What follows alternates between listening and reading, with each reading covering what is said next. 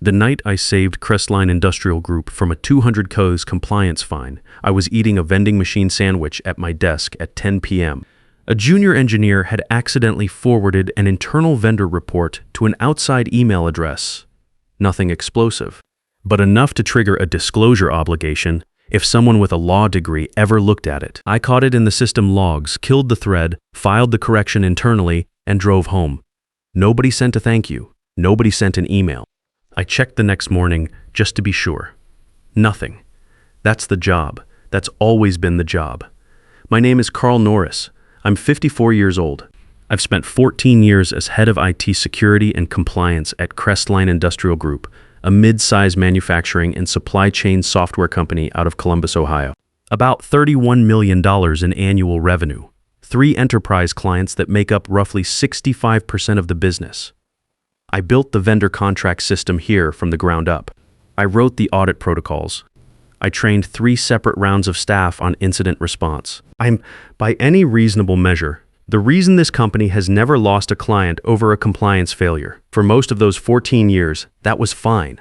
Not glamorous. Not loud, just fine. I knew what I was worth. I knew what I'd built. That was enough. Then Walter Holloway retired.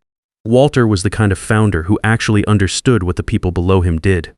He didn't always agree with my recommendations, but he listened and he asked real questions. He once told the board I was his last line of defense. I figured that was either the highest compliment he could give or a sign that I was doing everyone else's job too. Probably both. His daughter Danielle took over. She was 31, Harvard MBA, sharp in a presentation, zero depth in operations. She walked into her first all-hands in a jacket that probably cost more than my monthly truck payment and told everyone that Crestline was going to modernize its infrastructure and remove legacy gatekeeping.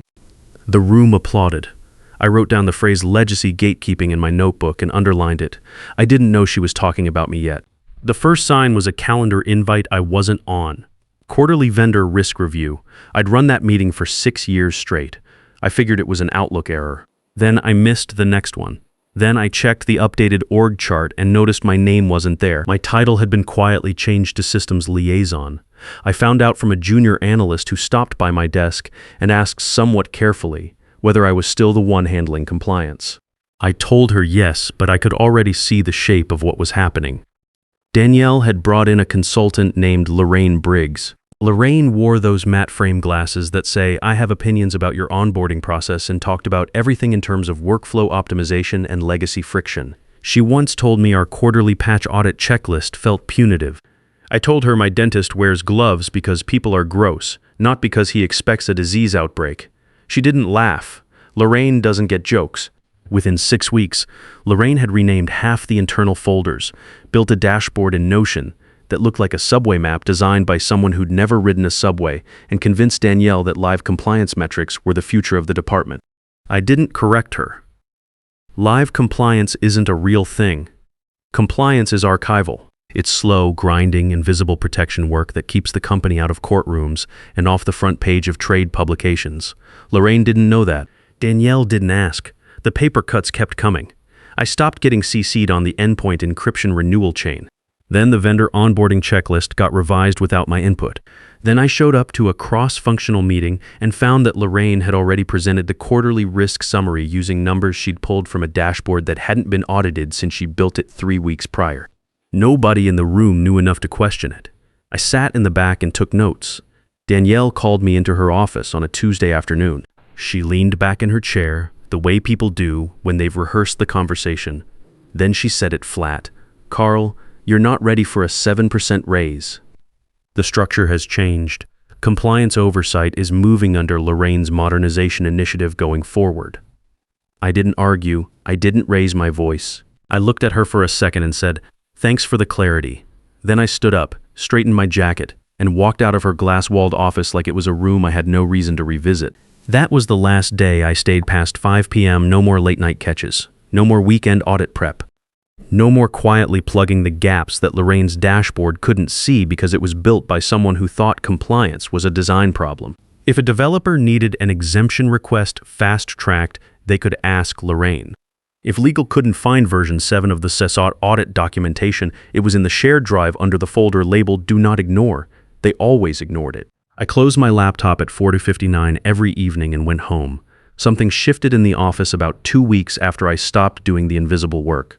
Not loudly, not dramatically, but I could feel it the way you feel a draft when a window somewhere gets left open. People started CCing me on emails again. Cautious, sideways re-engagement. The kind that happens when people sense something is wrong but can't name it yet. Meeting invites started reappearing on my calendar. A vendor rep I'd worked with for 6 years called my direct line. Instead of going through Lorraine's new intake form, said he was confused about who to contact for the renewal paperwork. I told him I'd look into it. I didn't. Neil Pruitt, our VP of Operations, started swinging by my desk. Not formally, not with a calendar invite. He'd just appear with a "hey, weird question" and linger like he was passing through. One day it was about MFA audit logs. Another day it was whether we still had the offboarding checklist we used to keep in box. Questions he already knew the answers to. I finally looked at him one afternoon and said, "You want me to pull the real reports?" He didn't say yes out loud. He just exhaled through his nose and nodded once.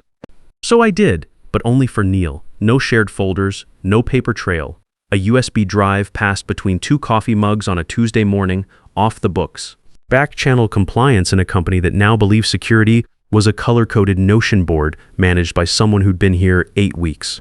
Meanwhile, I was doing something else entirely. I went back into the MSA template, the boilerplate contract we used for every new client engagement. The one Philip Garner's legal team rubber-stamped without a second look if the changelog was under 10 lines. I opened it, navigated to Appendix C, and added a sentence just above the breach disclosure language, buried inside a paragraph about audit trails and security sign-offs. It read, "Final sign-off for security compliance and audit certification must be performed and approved solely by the head of compliance, Carl Norris, or an expressly designated successor confirmed in writing." Then I went to Section 9, the Protocol Modification Clause, and added a second sentence. Any modification to existing security protocols requires a minimum of 30 days written notice to the incumbent IT security head prior to implementation. I didn't bold either one, didn't highlight them. Nobody reads Appendix C, nobody reads Section 9. I updated the revision log using the same dry language I always used. Security language clarified per internal best practices. Then I uploaded the new template and watched contracts go out. 2 clients that week. 4 the week after. 3 the week after that. Legal never blinked. Sales didn't care. They were chasing Q3 numbers. Nobody noticed that I had just written myself 2 legal dead man switches into every active agreement the company would sign for the next quarter. Then I did one more thing. This one was even quieter. There were 2 small vendor sub-agreements buried underneath our main client contracts. Routine renewals I had handled personally every year without anyone asking me to. Nobody else knew the process. Nobody else even knew the renewal dates. Lorraine hadn't audited the legacy vendor stack because she was too busy building dashboards for the new one. She had no idea these agreements existed. I didn't cancel them. I didn't touch them. I just didn't renew them. They expired on their own schedules, the way things do when nobody's watching. I wasn't sabotaging anything. I was simply no longer doing work that wasn't mine anymore. Nobody had told me these renewals were still my responsibility. Nobody had told me anything. I backed up every signed contract with the new clauses, PDF, XML, plain text, stored copies on an encrypted flash drive in a desk drawer that hadn't been opened since I moved offices 3 years ago. Printed a set of hard copies and mailed them to my brother's house in a manila envelope. He's an accountant. He respects records. He didn't ask questions. Then I closed my laptop every day at 40:59 and went home. Lorraine, meanwhile, held meetings without agendas, built workflow diagrams in Figma that looked like they were designed by someone who'd never actually been inside a compliance audit. Danielle called her a visionary. I sat through one team sync where they debated for 22 minutes whether the quarterly risk report should have a more engaging visual format. I kept my face neutral and took notes. Weeks passed. The office settled into its new rhythm. Danielle's org chart stayed clean and flat. Lorraine's dashboard showed green across the board because it only measured what Lorraine had built, not what Lorraine didn't know was missing. Nobody asked about the 2 expired sub-agreements. Nobody knew to ask. The enterprise client that triggered everything was a regional healthcare distribution company. One of our 3 anchors, about $2.4 million in annual contract value. Their procurement team ran a routine internal audit in month 5 and flagged a gap in our vendor coverage stack. 2 sub-agreements that had been active and current for years were no longer in force. No notification had been sent to their team. No documentation of the lapse existed in any of Lorraine's systems because Lorraine's systems didn't contain anything older than the day she arrived. Their procurement lead sent a formal inquiry. They wanted our full compliance documentation package, vendor coverage confirmation, and specifically written verification that Carl Norris was still the authorized signatory on all security matters. Lorraine sent them a branded PDF with a pie chart on the cover. Their reply was 3 sentences long. Where is the original documentation? Where are the sign-off files? Where is Carl Norris? Danielle called a war room meeting that afternoon. I wasn't on the invite. I showed up anyway, got a coffee from the hallway machine, and walked in like I belonged there. Nobody stopped me. Nobody said a word. The conference room had that specific energy of people who have just realized the fire is larger than the extinguisher they brought. Danielle sat at the head of the table with a binder in front of her labeled compliance overview that I was fairly certain Lorraine had assembled that morning. Lorraine had her laptop open to the dashboard. The screen showed green across every metric. Philip Garner from Legal was in the corner chair, the one people sit in when they want to be present without being accountable. Neil Pruitt stood near the window with his arms crossed and his eyes on the table. Earl Tanner from Enterprise Sales was there too, doing arithmetic in his head that he clearly didn't like the answer to. Diane Marsh walked in at exactly 9 a.m. She was the lead auditor from the third-party firm the client had brought in. Iron gray hair, leather folder, no laptop. When you've been doing compliance audits for 25 years, you don't need tabs open to make your point. She sat down, set the folder on the table, and looked around the room once without saying anything. Then she started. She needed the full compliance logs for the previous 12 months. Escalation documentation. Verification of sign-off authority on the last audit certification. Standard opening, the kind of request that should take about 4 minutes to answer if everything is in order. Lorraine leaned forward and said that everything had been centralized under Danielle's leadership and that any approvals the auditors needed, Danielle could provide directly. Diane looked at Lorraine for a moment. Then she opened the leather folder, pulled out a single printed document and placed it flat on the table. It was the current MSA. She flipped to Appendix C and ran her finger down the page until she found what she was looking for. Then she read it out loud. Final sign-off for security compliance and audit certification must be performed and approved solely by the head of compliance, Carl Norris, or an expressly designated successor confirmed in writing. She looked up. Is there documentation of that written designation? The room went quiet, not the polite quiet of people thinking, the other kind. The kind where everyone is doing the same calculation and nobody likes where it lands. Danielle said the structure had changed. That Lorraine was the functional compliance lead now, that I had been transitioned out of the role as part of the Modernization initiative. Her voice was steady, but her jaw was tight. Diane placed the MSA back on the table like she was setting down a court exhibit. This contract was digitally accepted by your general counsel 5 months ago. The terms are active and unambiguous. She turned to me. Mr. Norris, have you reviewed or approved the current compliance certification package for this audit? I let the silence sit for a second. Not for drama. Just because it was the first time in 5 months anyone in a room like this had asked me a direct question. No. I said, I haven't been asked to review anything. I lost access to the vendor monitoring channels about 4 months ago per Danielle's directive. Lorraine made a sound somewhere between a cough and a word. Danielle said the clause was outdated, that it didn't reflect how the organization was actually operating, that the intent of the Modernization initiative had been to move away from single-point dependencies. Diane raised one hand, palm out, calm, precise. The clause isn't outdated. It was accepted and signed 5 months ago. Intent doesn't modify contractual language. She paused. The audit cannot proceed without Mr. Norris's authorization. Any materials submitted without his sign-off are non-binding. If a coverage breach occurred while an unauthorized party held sign-off responsibility, your client may have grounds to terminate for cause. That was the moment. Not loud. Nobody yelled. Danielle didn't flip a table, but you could feel the floor shift under the whole conversation. Everyone in the room understood at the same time that control had moved and none of them had seen it happen. Danielle looked at me, really looked. Not as the guy who used to stay late and fix things before anyone noticed they were broken. Not as the legacy problem she'd been slowly walking out the door. as the person who was holding the switch to everything she thought she'd taken over. She said my name, said it didn't have to be adversarial, said we were on the same team. I looked at her for a moment. Are we? Diane closed the folder. We'll pause the audit pending authority confirmation. We'll return in 24 hours, she stood, picked up the leather folder, and walked out like the meeting had gone exactly as she expected. I finished my coffee, picked up my notepad, and followed her out. I didn't look back at the table. I already knew what the room looked like. I'd seen that expression before on people who just realized they'd been steering a car with no engine. Walter Holloway was on a golf course in South Carolina when Philip called him. By 8 a.m., the next morning he was in the building, sleeves rolled, no jacket, the way he used to dress when something actually needed his attention. He called a meeting in the executive conference room. Danielle was there. Lorraine too, which turned out to be a mistake on someone's part.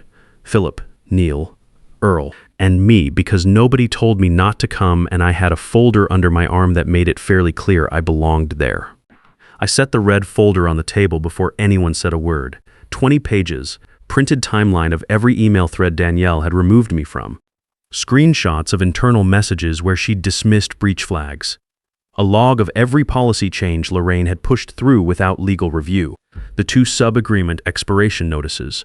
Both of them, with the renewal change showing my name had been removed 6 months prior and never replaced. I sat down and said nothing.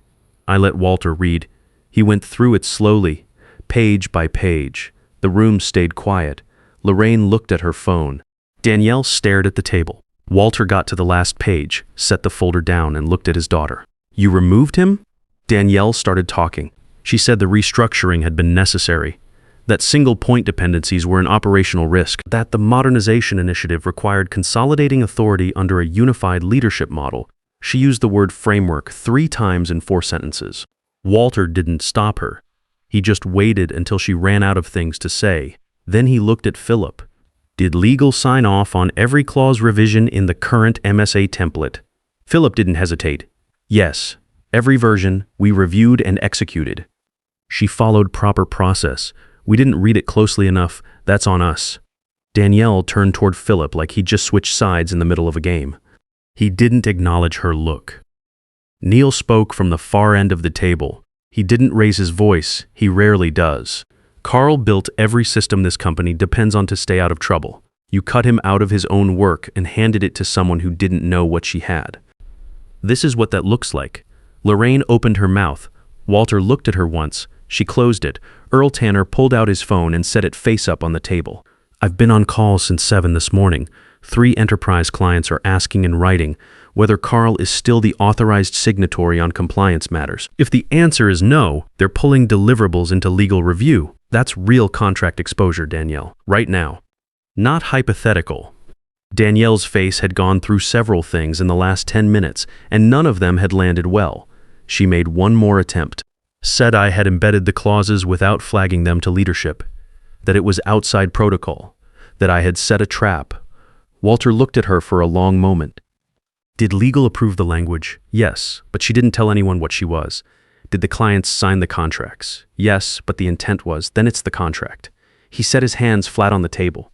That's how contracts work. The room went quiet again, the different kind this time, the kind that means the conversation is over, even if nobody has said so yet. Walter looked at me. You still have the full audit stack. Everything, I said. Backed up in 3 formats, hard copies offsite. He nodded slowly. Not gratitude, exactly.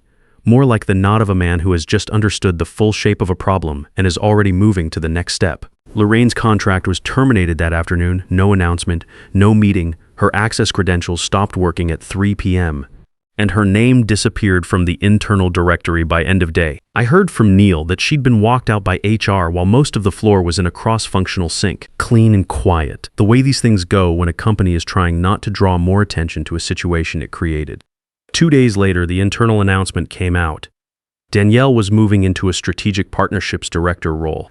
The statement thanked her for her contributions to the company's modernization efforts. There was no photo, no quote from her, no mention of the audit. Just a paragraph of careful corporate language that translated to, she's still here, but she's no longer in charge of anything that matters. The second paragraph was shorter. It said Crestline was pleased to announce that Carl Norris had been appointed Chief Risk Officer, reporting directly to the CEO, effective immediately. It said his tenure and commitment to operational integrity were the foundation of the company's client trust. I read that sentence twice, not because I needed to, just because I wanted to remember what it felt like to see it in print after 14 years of being the name nobody put on the announcement. Walter came to my office that afternoon, no assistant, just him in the same rolled sleeve shirt from the meeting. He sat across from me and said I'd earned it, said I'd always been the one holding the infrastructure together even when nobody was looking. I reached into my desk drawer and slid an envelope across to him. He opened it, read the single page inside, sat with it for a moment. It said, "In lieu of a title adjustment alone, I am requesting phantom equity of 3%, vesting immediately upon appointment, plus an $18,000 signing bonus. This represents the documented value of systems retained solely through my original authorship and sustained maintenance during the period of unauthorized restructuring." He looked up. "I've been doing this job for 14 years. I said, "You're just putting a name on it." He nodded, not fast, but real. The kind of nod that means yes, and also I understand, and also I should have done this sooner. All at once, we shook hands, no speech, no applause, just two people who now understood exactly what the other was capable of.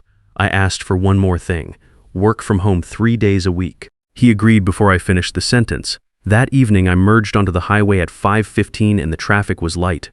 I drove home before the congestion hit for the first time in 14 years. Not triumphant, not relieved, just done.